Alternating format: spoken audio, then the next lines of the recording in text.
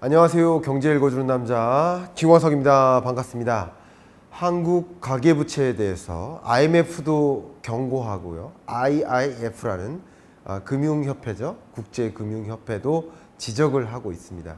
정말 한국 가계부채 이대로 안전한 것인가 한번 진단해보는 시간을 갖도록 하겠고, 어디가 가계부채가 문제라고 한다면 도대체 무엇이 문제인가를 명확히 짚어볼 필요가 있지 않을까 의견을 좀 드려보고 싶습니다. 이 코로나19의 충격으로 2020년에 특히 자영업자 여러분들, 소상공인 여러분들 매출이 안 일어나잖아요. 문은 닫아야 되잖아요. 가게를 다 문 닫을 수도 없는 것이고, 매출이 일어나지 않는데 운영자금은 계속 들어가니까 운영자금 마련을 위해서 빚에 기대어서 계속 사업을 영위했었습니다. 또 코로나19 이후에 막대한 유동성이 풀리면서 또 많은 투자자들이 주택 매수에 나서죠. 집값이 폭등합니다. 집값이 폭등하지만 역시 빚에 기대어서, 많은 빚에 의존해서 집을 매수하기에 이르기 때문에 역시 코로나19와 함께 빚의 규모가 계속 늘어나고 있는 국면이었다. 빚에 대한 부담이 가중되는 것이다. 거기에 이제 2022년부터 고금리 시대가 찾아오면서 이자 상환 부담마저 가중되는 그런 경로에 놓여 있다. 물론 이 빚이란 무엇인가? 사실 빚이 없다면, 보세요. 이 사람이 빚을 주지 않는다면 우리가 이게 오렌지인가요? 감인가요?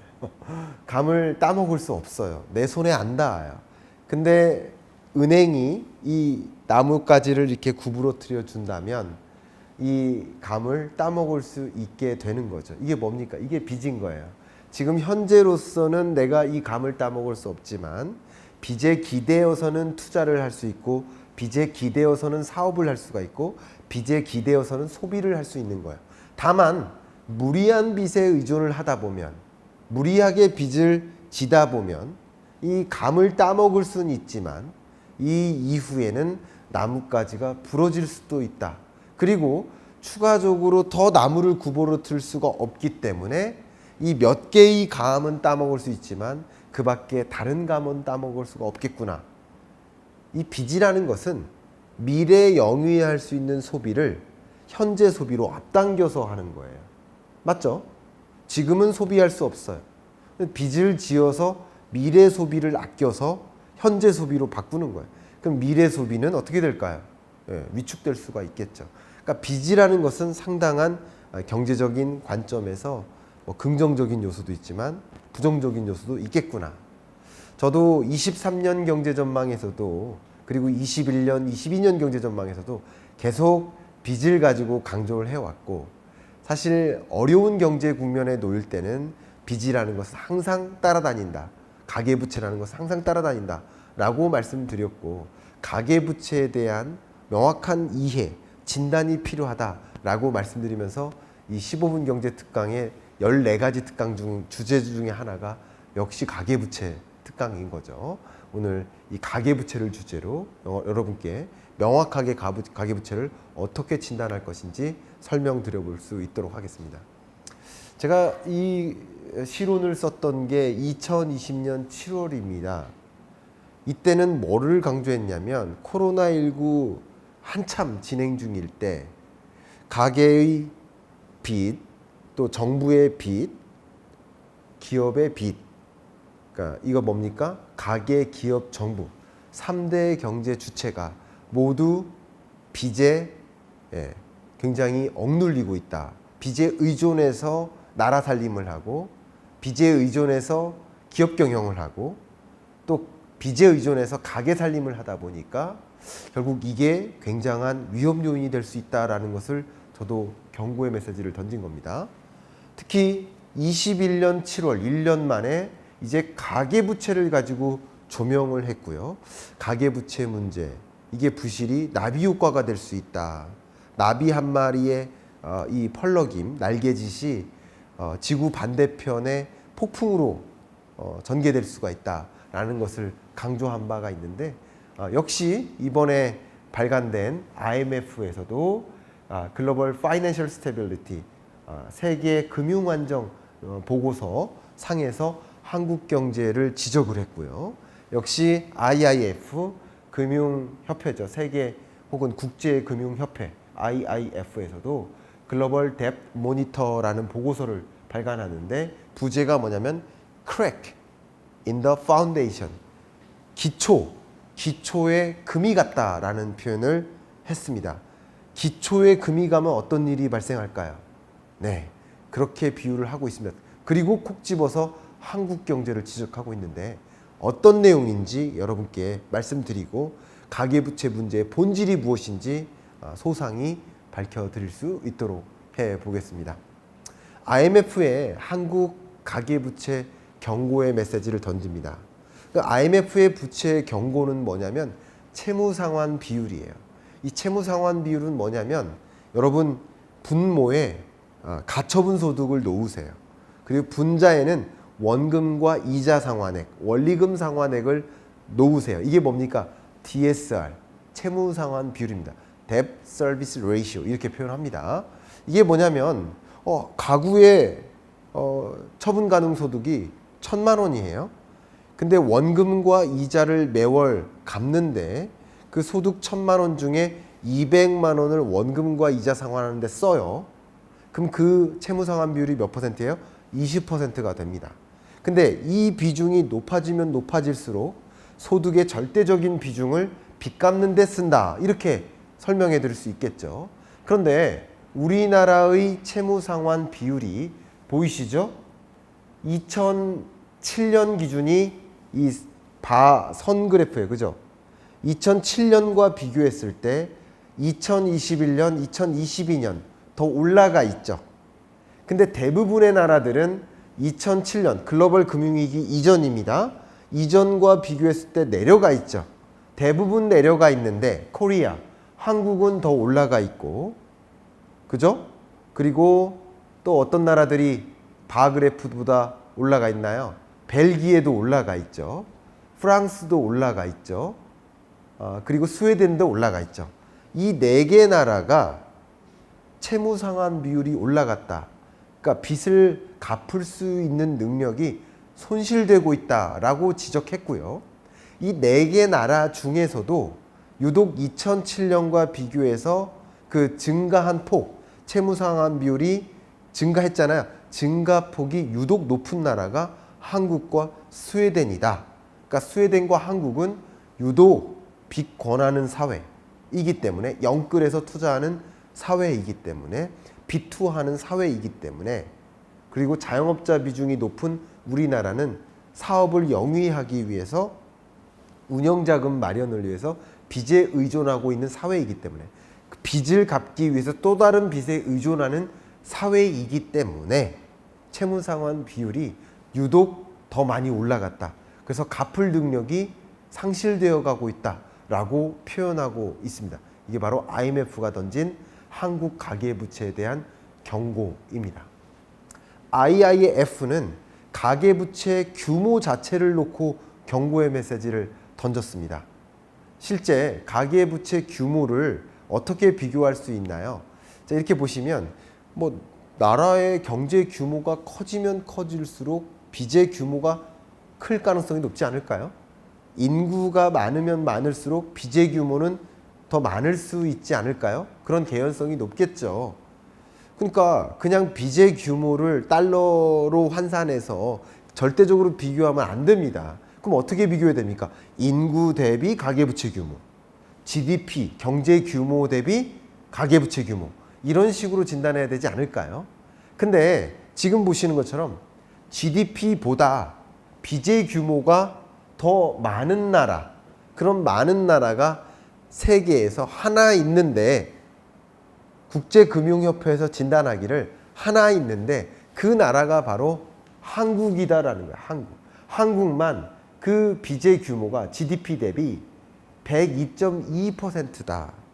2위국이 홍콩인데 홍콩도 95.1%예요. 우리나라만 유독 높다라는 거예요. 한국은행이 최근에 총재께서 뭐라고 표현했냐면 이 GDP 대비 빚의 규모를 80%로 낮출 필요가 있다라는 이야기를 했는데 그럼 GDP가 분모에 있고 가계빚이 분자에 있으니까 결국 이것을 102.22%에서 80%로 낮춘다는 얘기는 어떻다는 얘기죠? GDP 규모를 빠르게 더 성장시켜야 된다. 더 키워야 된다. 분모가 더 뚱뚱해지면 이 비중이 낮아질 수 있겠죠. 그리고 상대적으로 빚의 규모는 줄여야 되겠죠. 빚의 다이어트가 필요하겠죠. 그러니까 빚의 규모는 더 늘리지 않으면서 상대적으로 경제 규모는 키우면 80%로 떨어뜨릴 수 있겠죠. 그래야 안정화될 수 있겠다. 가계부채 불안에서 좀 해소될 수 있겠다라고 얘기한 것이죠. 일리가 있는 표현이라고 저는 생각을 합니다. 그런데 우리나라의 가계부채 규모를 보면 약 1900조 시대에 도래했습니다. 자, 2022년 기준으로 거의 1850조 정도까지 왔고요. 그리고 23년 1분기 기준으로는 뭐 1900조가 안 되지만 제가 생각하기에 2분기, 3분기, 4분기 누적치로 본다면 23년에 1900조를 돌파하지 않을까 이런 생각을 하고 있습니다. 그런데 이 가계부채 문제 정말 폭탄처럼 터질까? 이 터질지 여부를 진단해 봐야 된단 말이죠. 진단해 본다면 가장 대표적인 잣대가 은행 대출금 연체율이에요. 기업 대출 연체율도 가계 대출 연체율도 코로나19 이후에 다소 안정화되는 추세를 보였었죠.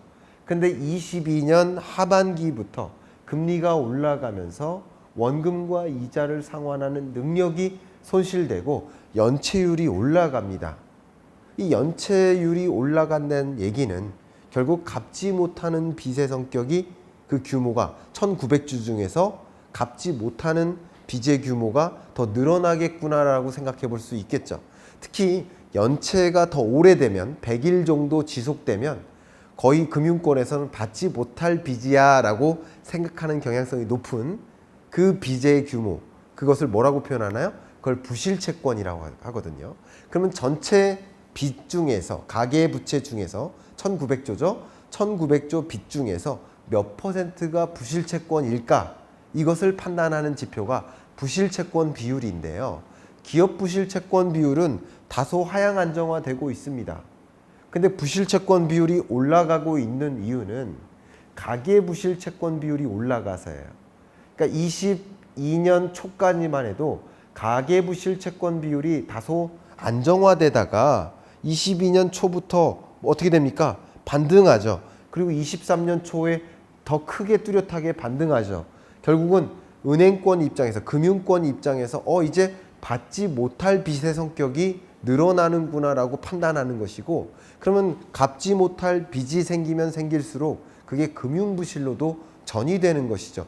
이 부분은 위협적이다 저는 생각을 하고 있습니다. 물론 1900조 원에 해당되는 전체 가계부채 문제가 폭탄이 터지듯이 터지는 것이 아니라 일부 부실채권, 보시는 것처럼 0.23% 정도에 해당하는 이 부실채권 문제는 0.23%, 1900조 원 중에 0.23%에 해당되는 가계부채 문제는 발생할 수 있겠구나 라는 생각을 저는 하고 있습니다. 그러면 어떤 가계부채가 정말 터질까? 이걸 좀 따져봐야 되지 않을까요? 실제 보시는 것처럼 전체 부실채권 규모가 22년까지 좀 안정화되다가 23년 1분기부터 다소 반등하는 모습이 있죠. 근데 이 전체 부실채권 규모가 대략 뭐 10조 원 정도 된다고 한다면 그 중에 가계부실채권이 차지하는 그 비중이 점차 늘어나서 20%까지 가까워졌어요. 그러면 우리나라의 기업부실채권, 가계부실채권, 신용카드 부실채권까지 합해서 대략 한 10조 원 정도 해당되는 부실채권 규모가 있는데 이 중에서 가계부실채권이 20%를 차지한다. 이렇게 생각해 보면 뭐 상당한 금융부실로 연결될 개연성이 있지 않겠구나라는 것을 생각해 볼 수 있을 것 같아요. 그러면 지금부터 가계부채 문제 어디서 터질까? 무엇이 가계부채 문제의 본질일까? 이 부분을 좀 생각해 볼 필요가 있습니다. 가계부채 폭탄 터질까? 제가 이 가계부채 폭탄 터질까를 판단할 때, 이 부실 문제를 진단할 때 많이 판단하는 지표가 취약차주 비중입니다. 취약차주의 정의를 말씀드릴게요. 다중채무자라는 개념이 있어요. 다중채무자는 말 그대로 3건 이상의 채무를 가지고 있다. 그럼 다중채무자예요. 주택담보대출도 있고 또 신용대출도 있고 카드대출도 있다. 그러면 다중채무자예요. 그리고 저신용등급이 있습니다. 신용등급을 1등급부터 10등급까지 나열했을 때 7, 8, 9, 10등급을 저신용등급이라고 합니다. 또 저소득등급이라고 있어요. 개념을 정리하는 겁니다. 1분위부터 10분위까지 등급을 나열합니다. 그러면 하위 1, 2, 3분위 소득등급, 저소득계층이라고 볼 수 있겠죠. 그들, 그러니까 굳이 따지면 예를 들어서 2천만 가구 중에 하위 30% 정도 이들을 저소득 등급이라고 볼 수 있겠습니다. 저소득계층.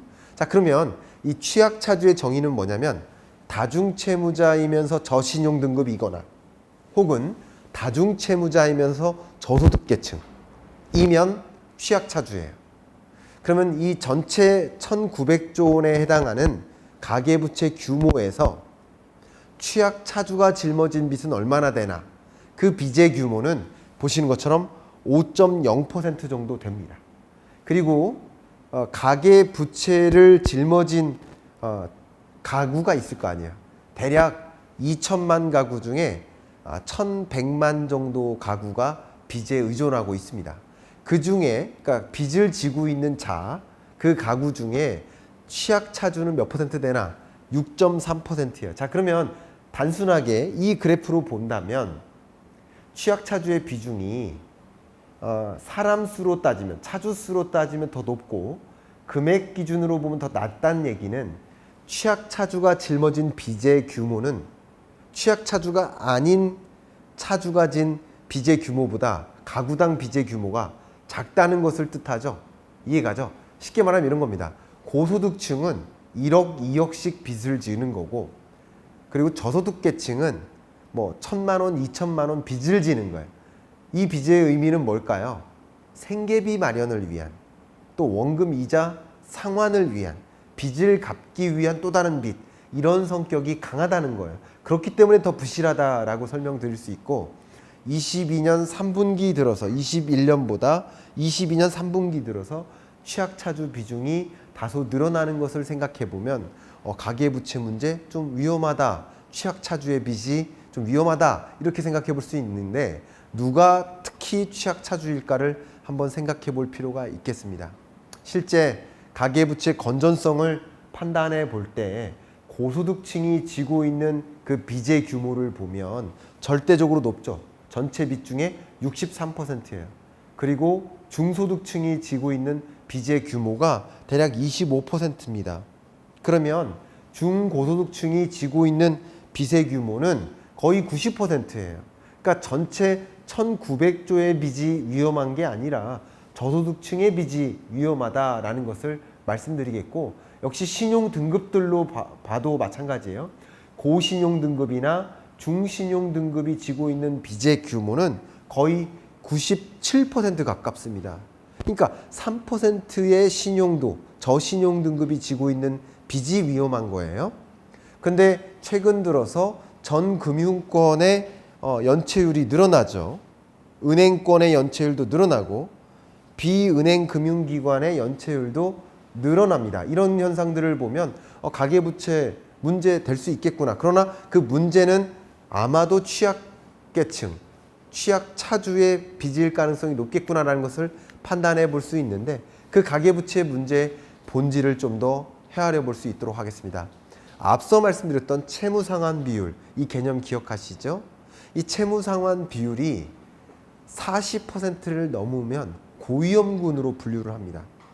앞서 말씀드렸던 그 저소득계층은 10분위로 나눴을 때 1, 2, 3분위라고 말씀드렸는데 지금 보여드리는 제 분석 툴은 5분위로만 나눈 거예요. 1분위부터 5분위까지예요. 그럼 그 중에서 5분위는 초고소득층인 거고요. 1분위는 안타깝지만 초저소득층에 해당됩니다. 근데 채무상환 비율이 40%를 넘어서면 고위험군으로 분류하는데 누가 고위험군입니까? 1분위와 2분위. 저소득층이 고위험군이고요.